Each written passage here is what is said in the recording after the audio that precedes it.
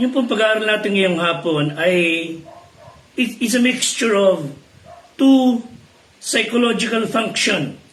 Sa ating lesson, we are to study a self-disciplined life.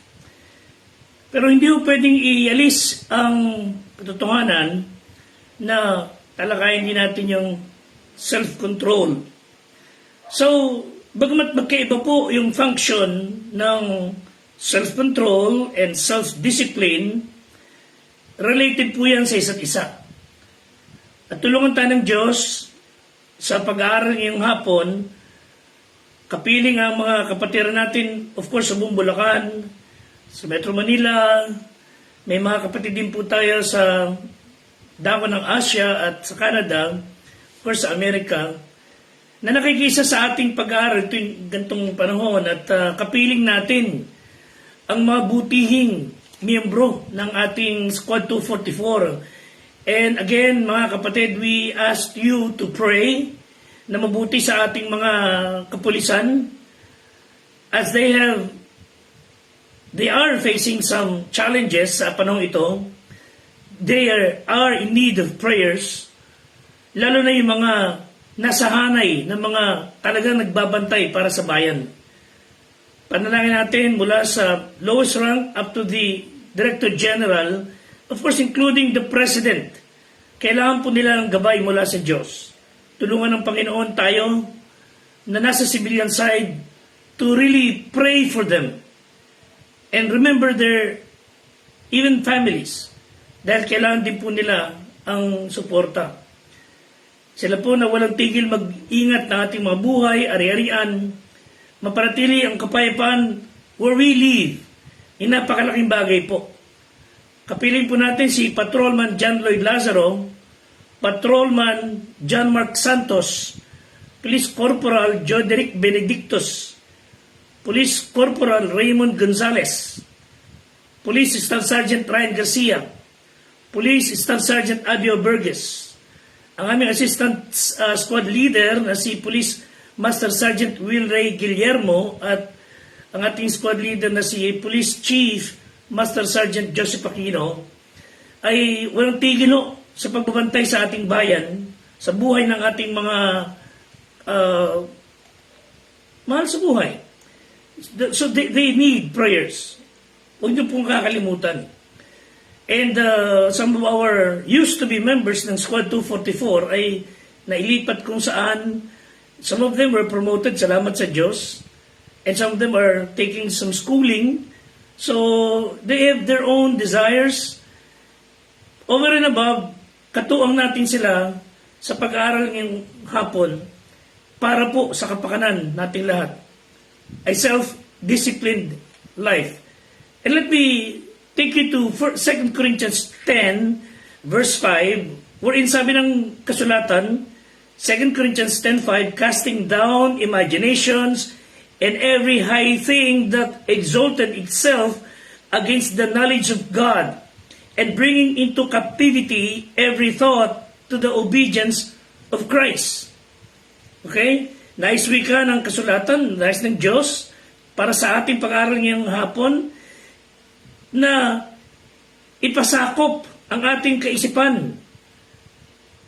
Of course, tatalakayin pa natin ng isa pang talata sa Titus, chapter 2, verse 12, teaching us that denying ungodliness and worldly lust, we should live soberly, righteously, and godly in this present world. Parang ang hirap yata, no? Parang napakabagsik nung hamon that this perverse and wicked generation, God is telling us, lalo sa ating mga kasama sa kapulisan, to live godly. Yes, it's very hard, but it is not impossible. Ang kagandahan itong mga kaibigan, kami nasa civilian side and you sa ating police force have the same God that He is able, si Kristo, na tulungan tayong mabuhay ayon sa kanyang kagustuhan and to fulfill, hindi lang itong lesson na ito, to apply these rules to be a disciplined person and police personnel. Ang self-discipline, again, at self-control ay magkaiba. Sa definition ni Daniel Webster, mapapansin niyo po yan. At sabi rin ng isang tao, when you decide to stop eating sweets and decide to start eating vegetables, you are expressing two psychological functions. One, when you say, I've decided to stop eating sweets, that is self-control.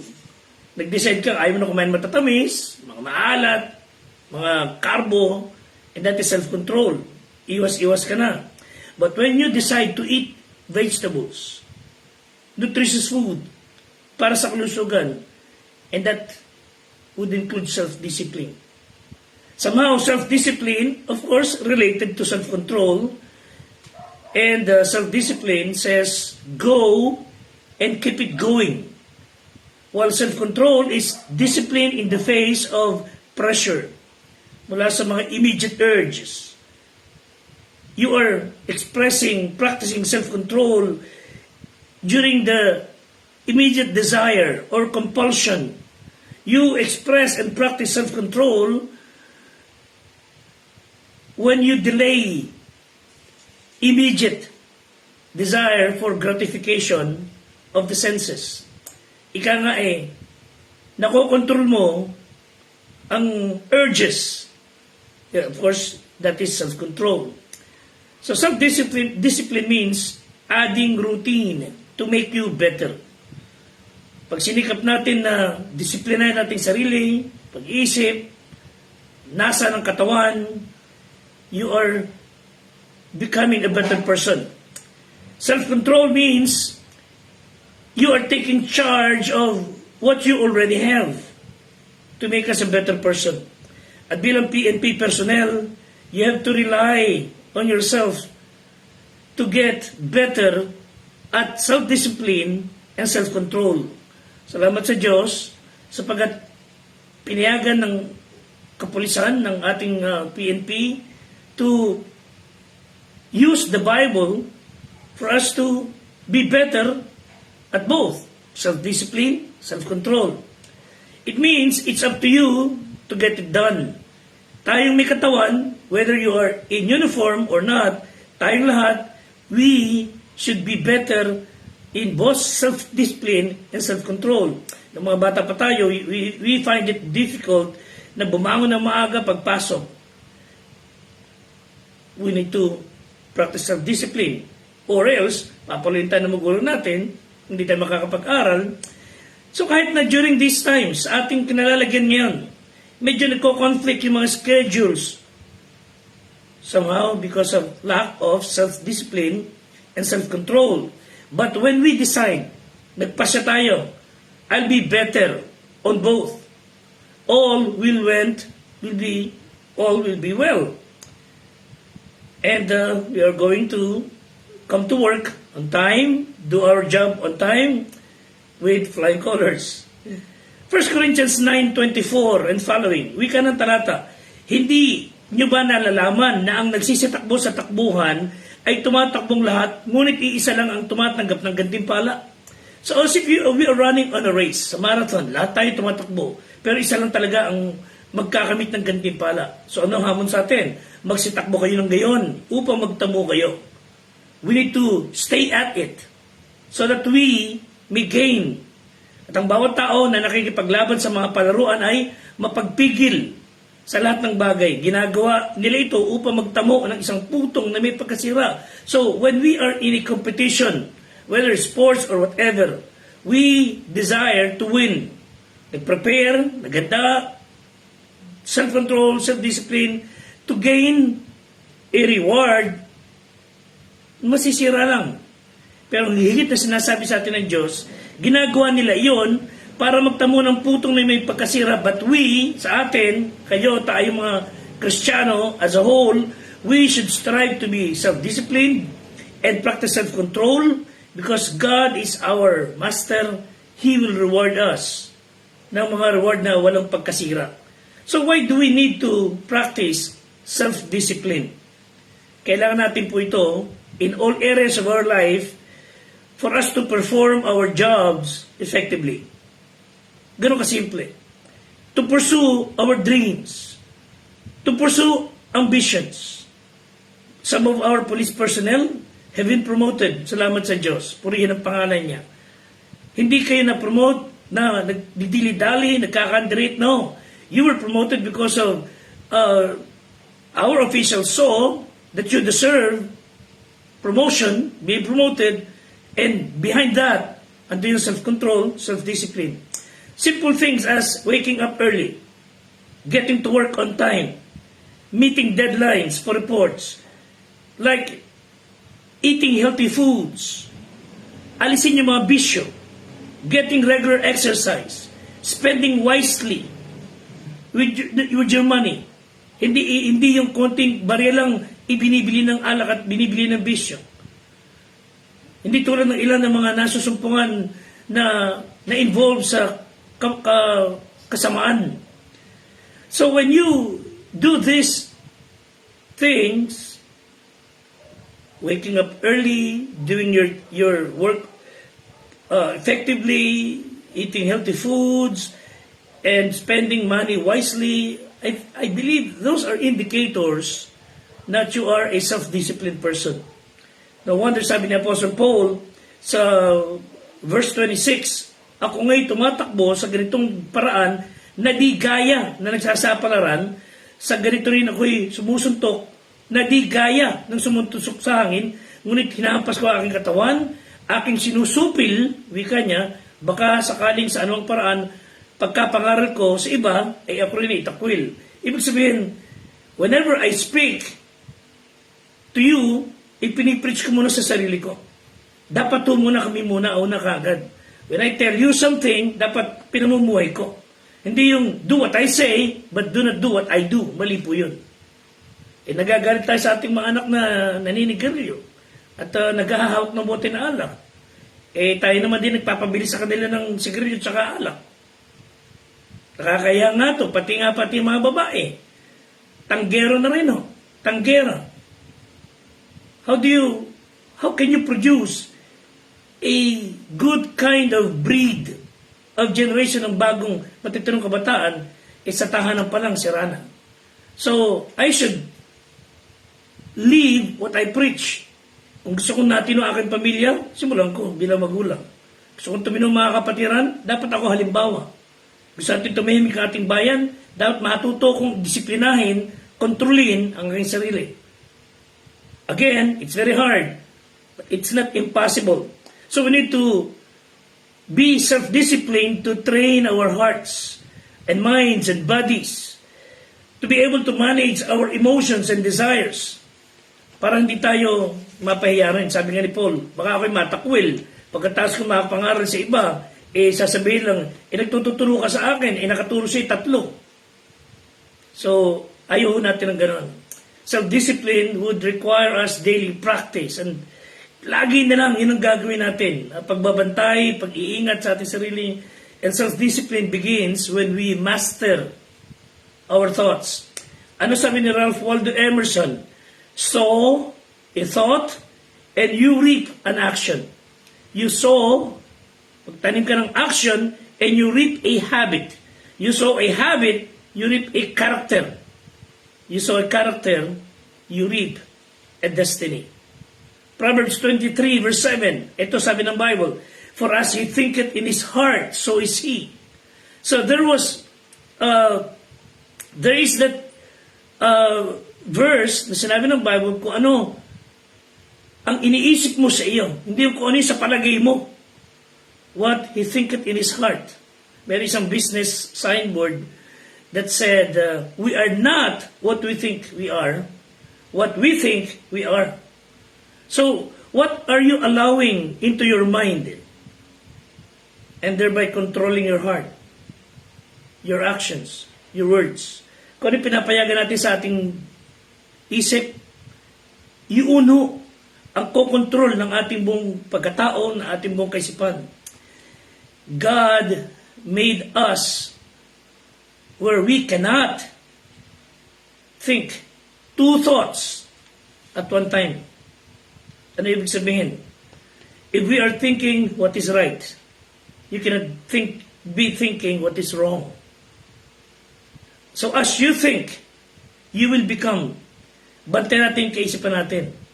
So pagka nag-isip tayo ng kabutihan para sa pamilya natin, how can you think of evil for them? But when we think of evil tungkol sa maraming bagay, including ourselves and family, you cannot think of goodness for your family. So we cannot think two thoughts at one time. That's why we need to guard our mind, center your mind on God. Lagi po, ito bang gagawin ko?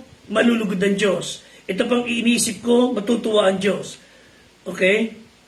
So, don't let Satan take away your pure-hearted devotion sa Panginoong Diyos. If you are to be in love, of course, aside with, sa inyong family, sa inyong wife, sa inyong husband, stay in love with God. Si Kristo po na ating Diyos, pag nakita niya tayo ay gayon na lang ang karugdug ng pagmamahal sa Kanya, sa Kanyang salita, sa Kanyang salita ay ayon ng puso natin, nakaayon ang ating kalooban, He will never leave you. Hindi niya kayo pababayaan.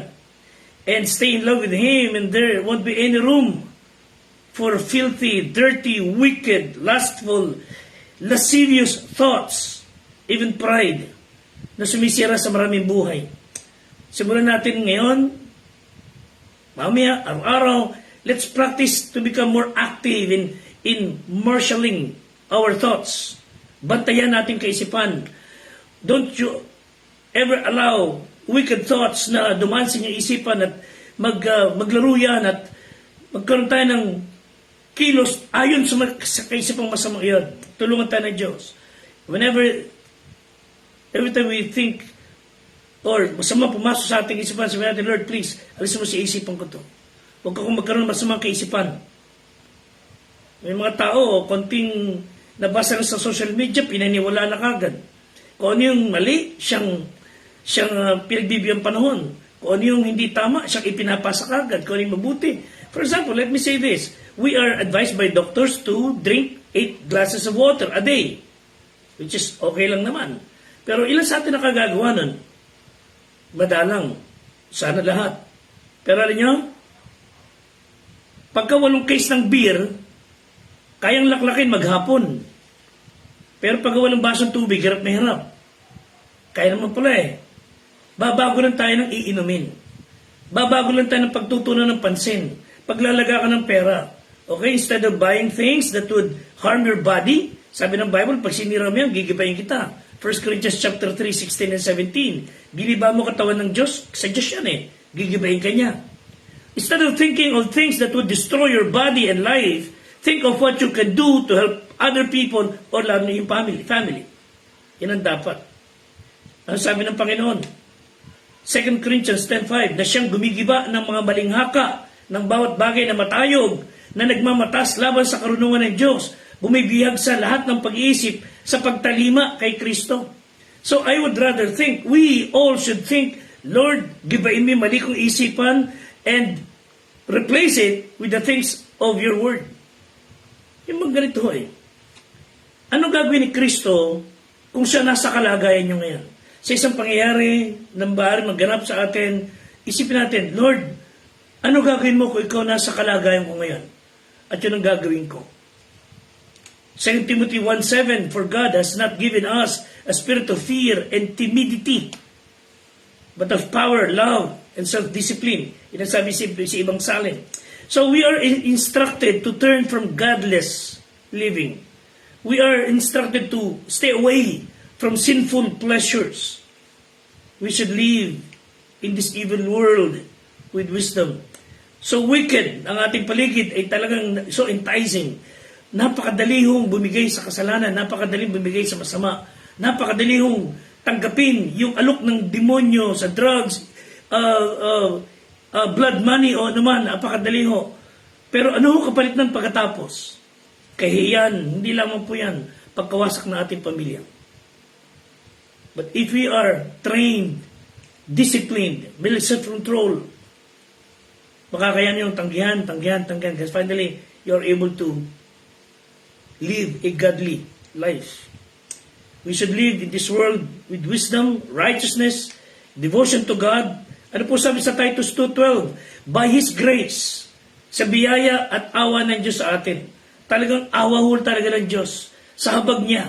That's why we need to ask His mercy and grace. We can ng Bible, by His grace. Titus 2:12, tinuturuan tayo sa pagtanggi sa kalikuan, sa mga kahalayan ng sanglibutan. Marapat tayong mabuhay na may pagpipigil, matuwid at banal sa panahong kasalukuyan ng sanglibutang ito. So do not let sin control the way we live. Do not let evil, wickedness to control our way of life. Do not give in to sinful desires. Do not let any part of your body na maging instrumento ng kasamaan, because we are just serving evil. Tulungan tayo ng Diyos. Romans 6:12 and following, sabi ng Bible, huwag nang maghari ang kasalanan sa inyong katawang may kamatayan upang kayo magsisunod sa kanyang pita. This wicked body loves to commit sin. Huwag daw tayong paalipin. Huwag tayong hayaan natin siyang maghari, no? At huwag din niyong ihandog ang inyong mga sangkap sa kasalanan na pinakakasangkapan ng kalikuan. Kundi, wika ng Bible, ihandog niyo ang inyong sarili sa Diyos. Na tulad sa nabuhay sa mga patay at ang inyong mga pinakakasangkapan ng katwiran sa Diyos. It simply says, obey what is right. Do what is right. All of us, including us, ministers, tayong magkakapatid sa Panginoon, tayo lahat na nasa platform na ito ng social media, think what is right. Just do what is right. Yan ang hamon sa atin. So let us use our body as an instrument to do what is right, and that is glorifying sa Diyos. Nakakalimutan na ng tao kasi willpower. It's a forgotten word na hindi na halos alam ano ibig sabihin nun. Alam lang yung will na palabas sa TV. No, willpower, it's something that is inner strength to get rid ng mga masasamang bagay. Mga bagay na magpapahina ng ating panlaban sa kasamaan, na magpapalatili sa ating kasakatamaran, that would make our brain so lazy and our vision blurred and our hands greedy. Pag wala kang willpower, your skin will be so thin and your middle is getting round. Kumbaga, and the seat is getting wider.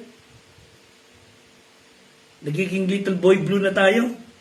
But if we have that willpower, sa tulong ng Diyos, we will be able to make it. So willpower includes having the mastery and the controlling power of the will.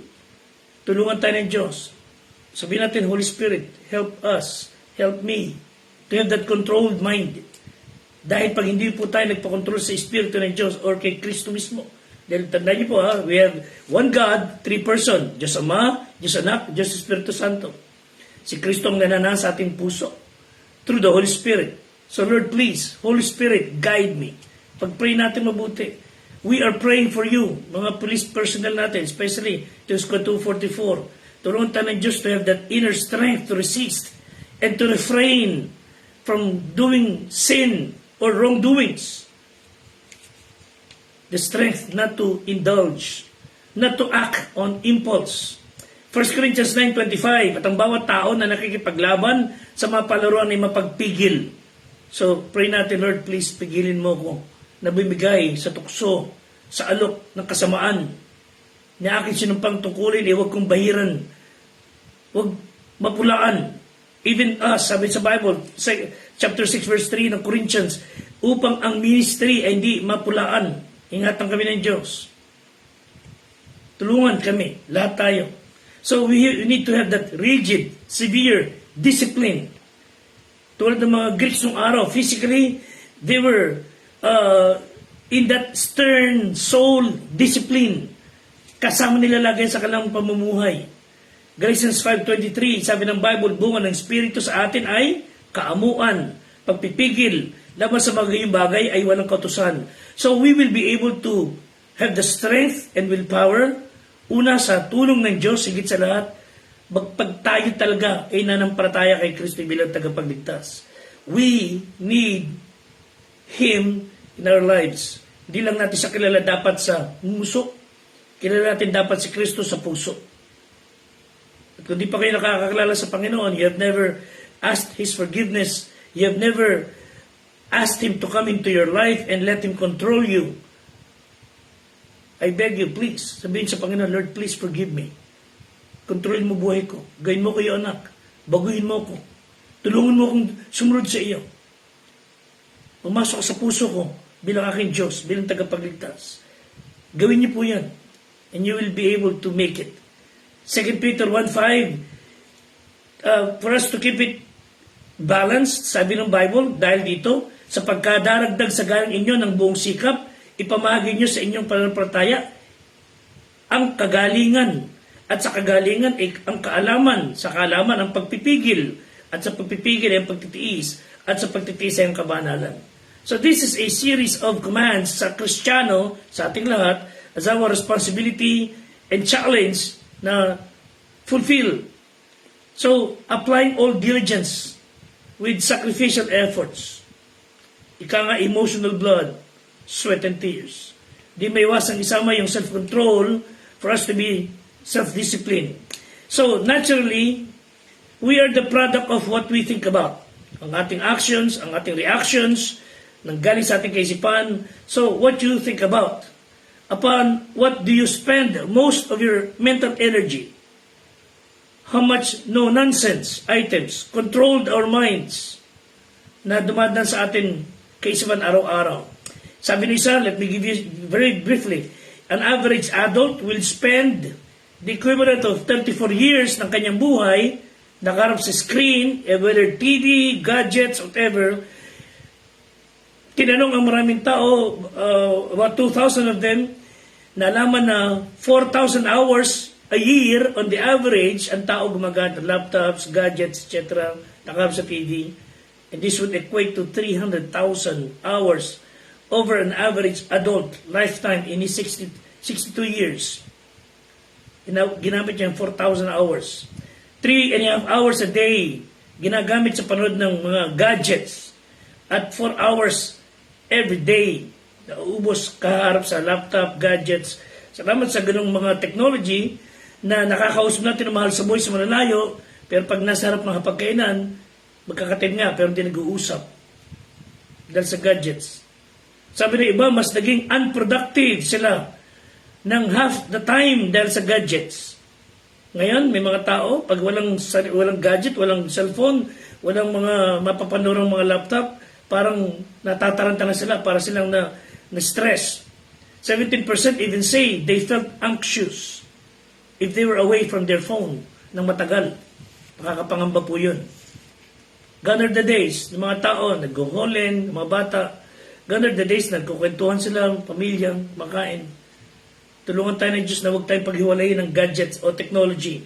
But again, that's part of our self-discipline and self-control. Hindi tayo against sa gadgets, hindi ho. Pero sasabi natin, it's part of us deciding na ito, kukontrolin ako ito, o ako kukontrol doon. So, tulungan tayo ng Diyos mga kapatid. So, pagka nawalan po tayo self-discipline, ang self-control, our driving desire is to be entertained, to be amused, rather than be challenged through reading or meditation. And I suggest that we attack this problem with a load of determination. From now on, by God's grace, I will not be controlled by gadgets, anumang bagay ng masama. Lalo na, I will not be enticed. I will not entertain anything that would tarnish my name at sisira sa pinangako ko sa aking sa Diyos, sa pamilya, at sa batas. Let me give you this, Zechariah 4:6. Hindi sa pamamagitan ng kalakasan, hindi ng kapangyarihan, kundi sa pamamagitan ng aking Espiritu, sabi ng Panginoon, it's by His Spirit.